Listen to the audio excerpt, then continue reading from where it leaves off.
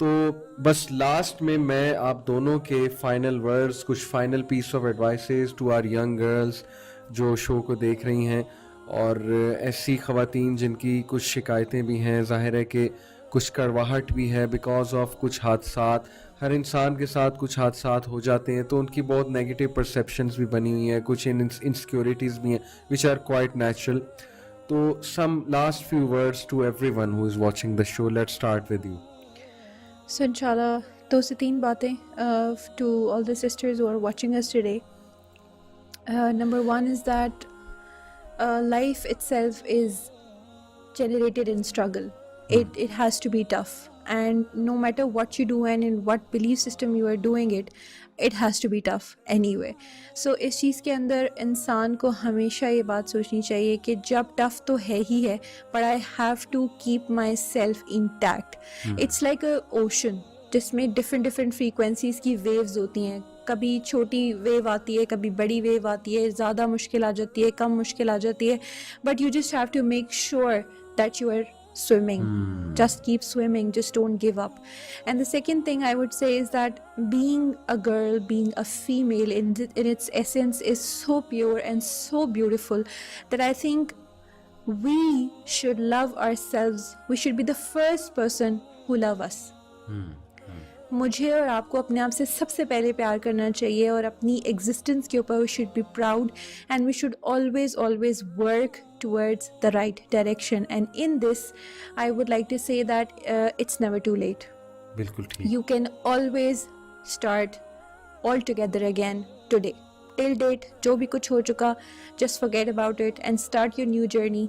It's a new day tomorrow and you just start your journey. Allah Ta'ala will be with you inshallah. Jazakallah khair. So main message is life is like an ocean and there are all sorts of waves and you have to counter the waves somehow. Sister آپ کا final message ہماری جو young girls ہیں ان کے لیے اور sisters ہیں ان کے لیے. میں اس حوالے سے کچھ 1-2 باتیں کہنا چاہوں گی کہ خاص طور پر جو یہ ایک نئی چیز چل پڑی ہے، یہ مرد عورت کا کمپیریزن اور عورت کمزور اور مرد مضبوط، یہ ساری چیزیں، اور پھر مرد کا کیا جسٹیفائڈ ہے عورت پر ظلم کرنا اور عورت کا مظلوم ہونا ہی یہی کیا درست ہے، یہ تمام چیزیں جو بھی ہے نا، ان سب کی ریزن یہی ہے ہمارے پاس نالج کا نہ ہونا، پراپر نالج کا نہ ہونا.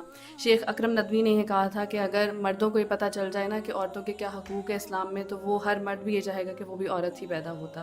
ٹھیک ہے. اور یہاں پر اس کانسیپٹ کو چینج کرنے کی کوشش کی جا رہی ہے، ہمارا برین واش یہی کرنے کی کوشش کی جا رہی ہے کہ شاید مرد اسٹرانگ ہے، مرد زیادہ اسلام میں بھی، حالانکہ ایسا ہے نہیں. تو ہمیں اپنے آپ کو ایجوکیٹ کرنے کی بہت ضرورت ہے. ٹرسٹ میں جو امپاورمنٹ کی ہم بات کرتے ہیں یا کانفیڈنس کی ہم بات کرتے ہیں، لائف میں فوکسڈ ہونے کی، یا کسی بھی چیز میں جس چیز کے بارے میں بھی ہم بات کرتے ہیں، جو پازیٹیو پوائنٹس ہم دیکھتے ہیں، یہ ساری چیزیں یہ ہمارے ایٹیٹیوڈ میں، ہمارے لائف میں، ہمارے مائنڈ میں تبھی آئیں گی جب ہم اپنے آپ کو ایجوکیٹ کریں گے with the authentic knowledge of Islam.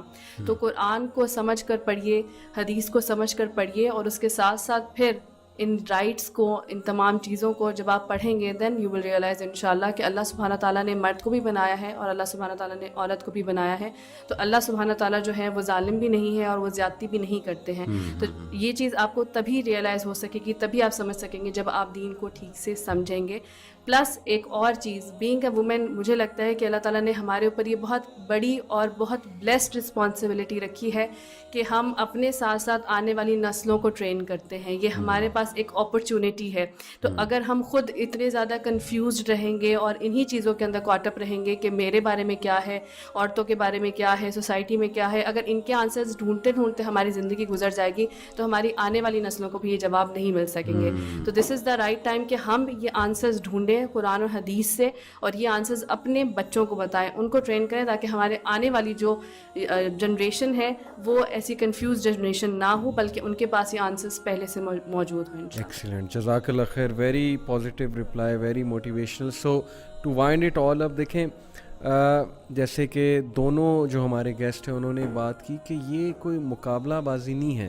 It's not a competition between male and female جس طرح سے پریزنٹ کیا جا رہا ہے، اور پھر جس طرح سے نیگیٹیوٹیز پھیلائی جا رہی ہیں کہ پتہ نہیں کیا ہو رہا ہے میل اور فیمیلز کے حوالے سے.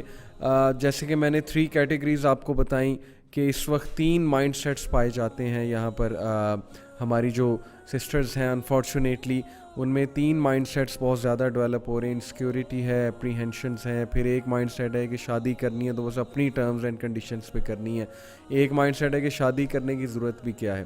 تو یہ اس طرح کے بہت سے تھاٹس اور مائنڈ سیٹس پھیلتے جا رہے ہیں. ہم نے پازیٹیوٹی کا میسیج دینا اور ہمارا میسیج پازیٹیوٹی کا ہی ہے کہ نالج حاصل کریں. آج کے فتنے کے دور میں بہت انفارمیشن ہے اور بہت ٹرینڈس چل رہے ہیں, بڑا کچھ چل رہا ہے. Please don't follow isms and schisms and trends, follow the دین آف اللہ.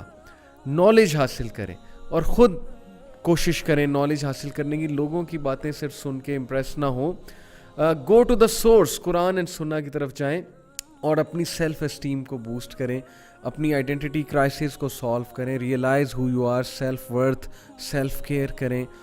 اس چیز سے نکلیں, ٹرینڈ فالوئنگ سے نکلیں. یہ ہمارا میسیج ہے. I hope this show was beneficial for you. So انشاءاللہ if it was, leave your comments below, and also if you have some other questions, keep writing.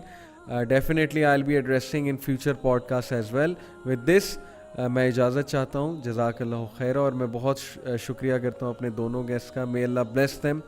May Allah subhanahu wa ta'ala fill their life with barakah and increase them in knowledge and amal. السلام علیکم ورحمۃ اللہ وبرکاتہ.